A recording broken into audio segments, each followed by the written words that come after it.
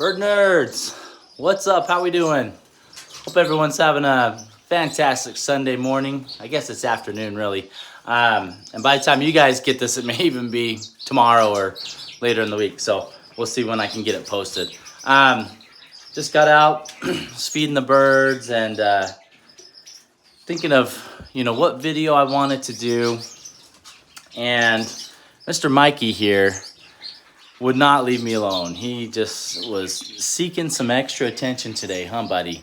So I figured, you know what? I've never done a video just on Mikey. So we're going to do a species highlight on the Australian cockatiel. So I think that's what we're going to do today. So hopefully you guys will enjoy that. Kind of a little bit different than what I've done. Usually focus on the finches and canaries. But I do have a few hookbills. I've got Mikey here. I've got some larger species of the parakeet family, so our scarlet-breasted parakeets and our rosy-borked parakeets and things like that. So I figured, we'll give Mikey the attention he needs and wants today, huh, buddy boy? Huh? Give him kisses. So, but before we do that, just wanted to let you know, we've got some good things going on in the birdhouse. We've got some surprise babies that I told you guys in the last video, and I was able to sneak a quick little video. I tried to be really discreet and do it quick so that without chances of nest abandonment and things like that. But the chicks are looking great. They're all pin feathered, starting to look good. So probably about another week and a half, maybe two, probably about a week and a half. And they'll be fledging. So stay tuned to the end of the video. I'll throw that in so you guys can see it. And a quick video of some baby shaft-tails that I have in the nest from a different pair. So and maybe we'll down the road here do some species highlights on them. I know they're not super popular, but man, just trying to find videos online on just the red-headed Amadamia finch. There's hardly anything. I mean, not very much for us to go off of. So maybe I'll throw some content on there that I'm sure probably won't help a lot of people because it's not popular, like I said. But for those that are breeding them, maybe it'll just help add and contribute for future novices and future breeders of that species. So if you guys take a minute real quick, go ahead and subscribe to the video, like the video, share the video. Appreciate you guys' support that we have here in the Bird Nerd family, and your subscriptions and support help me to continue this, to add to this content, helps to support the hobby that I have. And I say it's a hobby because it's really a hobby. It's not a business. It's not something that I depend on, but it's something that helps support the hobby and helping me to continue to provide a good environment for these birds and help them feel safe. And some of these species are endangered species and are not popular in our communities. And so the goal is really to help obtain a sustainable breeding population within captivity so that we can continue to appreciate these birds for years to come. So you can see my male there. He's competing for some attention. So I did separate my canaries. You can see there I don't have any more canaries nesting. So he's singing for his females and really wanting some attention. So, but like I said, let's take a few minutes here. Let's talk about Mikey. Mikey, come here, buddy. He is, like I said, an Australian cockatiel. Can you say hi to the camera? Can you say hi? Say hi. Say good bird. Say good bird. Good bird. It's okay. There you go. I have had Mikey. I've had him for a few years. He's been within my family. I have some other family members that are bird nerds like I. He's been in our family for over 15 years. So he's not close-banded. When we got him, he was about 1.5 years old. So we think he's probably close to 17.5 years old, around that area. So just he's been such a good bird. I love the cockatiel species, and maybe we'll just highlight a few pointers and highlights of this species, whether it's breeding or taming them down as a companion bird like Mikey is. As you can see, I don't have other cockatiels. I did acquire a female a couple years ago in hopes that maybe I could breed them. And the female, she had some health issues and she ended up passing away. And so I wasn't able to get a breeding partner for Mikey. And I don't even know if he's still fertile. You can tell he's definitely getting old. He's kind of got that getting that old grandpa look. And so, which really, he's kind of lived to the tail end of the cockatiel species. I think it's, 15 to 20 years is a good lifespan for cockatiel, especially in captivity. So, to breed these guys, so the wild type cockatiel, which is what you see here, the gray and white with the yellow face, male and female are sexually dimorphic, which means you can tell male to female apart. There's a few differences of coloring and features that you can see. So your male cockatiels, they'll usually have a brighter yellow face and darker orange cheek patches. You can see how he's got those orange cheek patches on him. And then also on his tail, I don't know if he'll let you, I'll just kind of go high. You can see his tail is kind of a solid gray, light gray color. The females, their tails are kind of patchy. They've got some spotted gray throughout and some lines, things like that, and some dots on the underline. And they're not a bright gray like that. They're kind of a darker brownish gray color. So those are some ways that you can tell your genders apart and sexes. And your females, their faces are not a bright yellow like Mikey's, and their orange patches are diluted quite a bit. So they still have them, but they're just not as bright and vibrant as you can see Mikey. An old wise tale that I've heard for many years is only your male cockatiels will whistle. You guys have heard Mikey whistle a bunch. Can you whistle for me?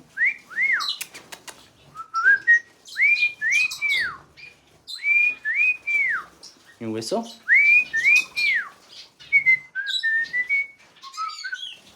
You gonna do it? No? He's like, nah, I just want to listen to you. Usually, I've heard that only the males will whistle. From what I have seen in the past and through experience, it's been true. I have not ever seen any female cockatiels whistle full songs. I mean, they have their calls and their kind of their squawks and things like that are similar, but a full-on whistle, I have not heard female cockatiels do that. Like I said, it's a wise tale. So maybe guys, drop some comments down below, see if you guys can prove me wrong, or what experiences you've seen in the past with your cockatiels. To breed, really, I mean, you need a male and female. You keep them in pairs, or unless you have a large aviary, then maybe you could have a few pairs in there, but it's got to be pretty large. The best success that I've had is keeping my cockatiels in pairs. I know in the wild they do flock and breed in flocks, but they obviously they're a bigger bird, so they need more space, right? So I mean, flights like this really would only house one pair of cockatiel and probably none of my finches, to be honest with you.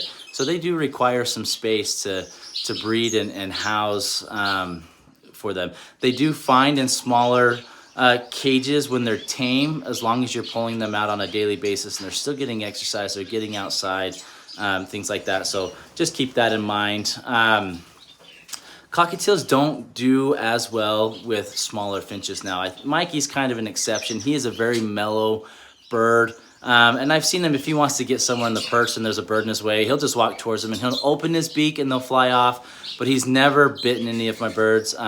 But that's something to take note of, is if you have cockatiels housed with smaller finches, usually they'll bite at their toes and or other body parts, and can become fairly aggressive with them, especially if they're in smaller areas. If you're in a large aviary where those small birds can get away really easy, they should be okay. Cockatiels, they don't seek out the birds and try to injure them. It's usually more if they're in their territory, or if they're right next to them on the branch, they don't like it and they'll kind of peck at them, and if they get a hold of them, they can do some damage. So I would caution on housing them with smaller birds, and I would keep the parakeets in that same, the Australian budgeteer parakeets in that same category. They tend to be fairly aggressive when it comes to smaller finch species and things like that, and I would keep them separate though.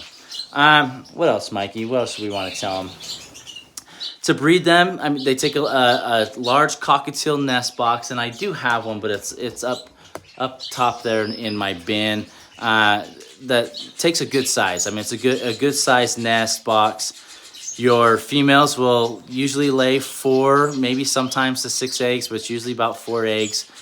They take a couple weeks to hatch. Female will usually sit on the eggs. Males do help out. I have seen males help out in the past, but many times it has been the female that has sat on the eggs. They usually are pretty territorial when it comes to their nest. You know, if you do nest checks, they'll usually still sit on the eggs and kind of hiss at you and open their wings and things like that.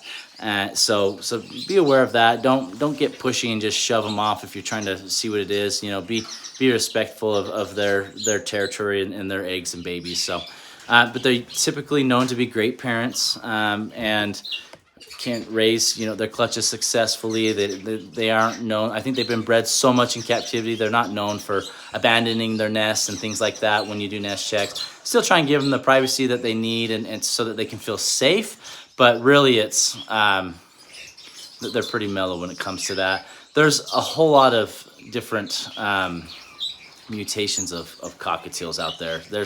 You've got Lutinos, you've got Aiellos, you've got Pied, I mean cinnamon.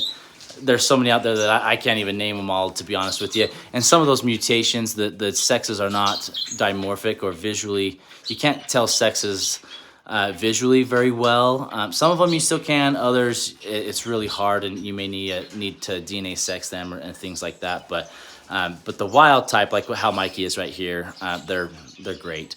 Another thing about cockatiels, they do love to bathe. And out of all the cockatiels, I've bred cockatiels in the past. I mean, really far back in the past, when I was younger, my dad had a big aviary. We had lots of cockatiels actually, and were successful in breeding them.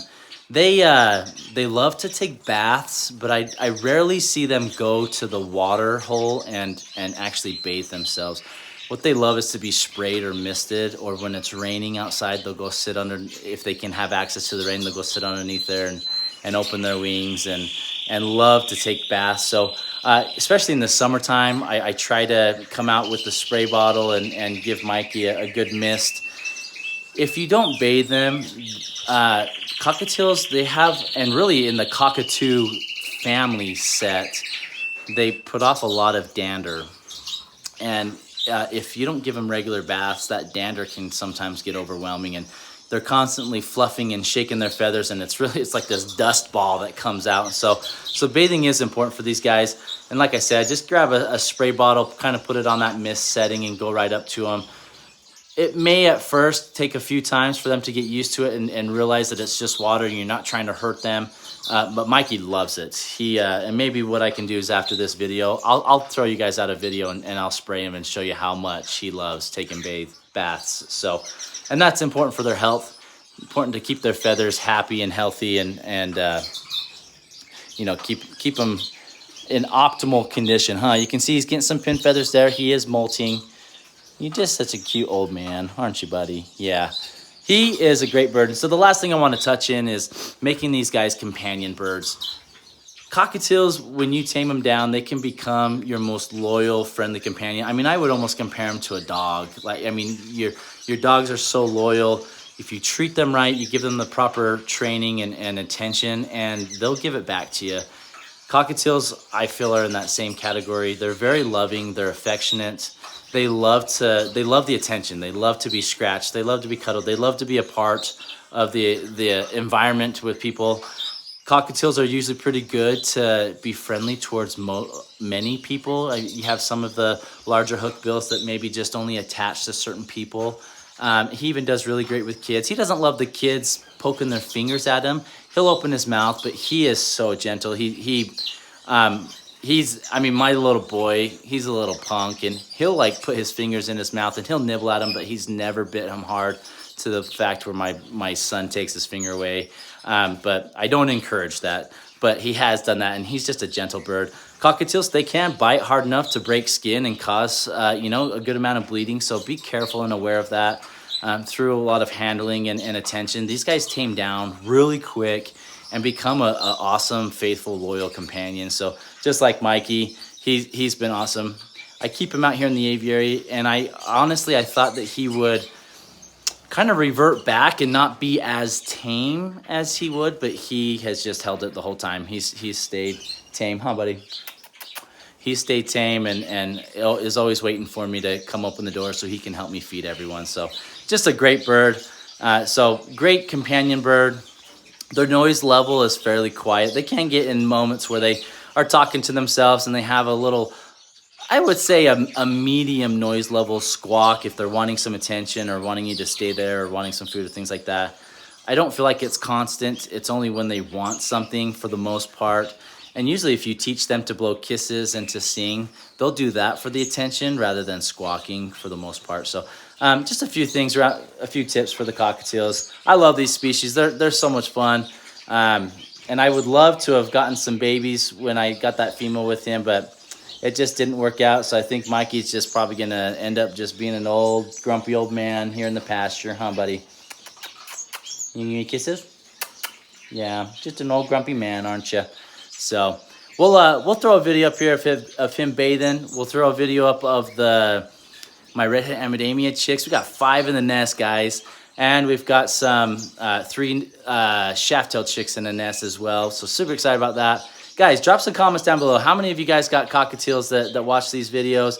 Like I said, I know I don't post much on him, but hopefully you guys will enjoy that and enjoy some of those pointers and tips about the cockatiel species, and maybe help you out, sway you one way or another, but just understand how these birds are great, but they do require some attention and care if you want them to be tame and etc. So great birds. I sure love this old man. He's not going anywhere. Huh, buddy? Yeah, you're staying here.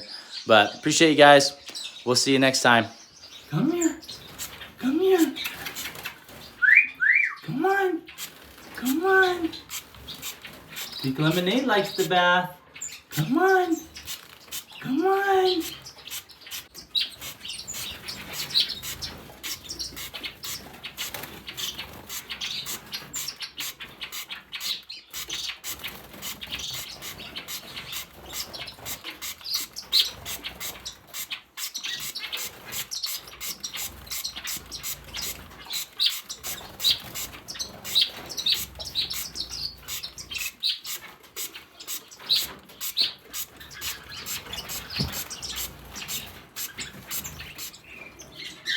Here we've got our red-headed Amadamia, so we've got 5 in there. Look at that. Isn't that awesome, guys? I can't believe it. This will probably be the only time I'll show you before they fledge, because I don't want the parents to abandon the nest, but thought I'd give you guys a peek. Look at those. We got 3 babies. They should be coming out here any time.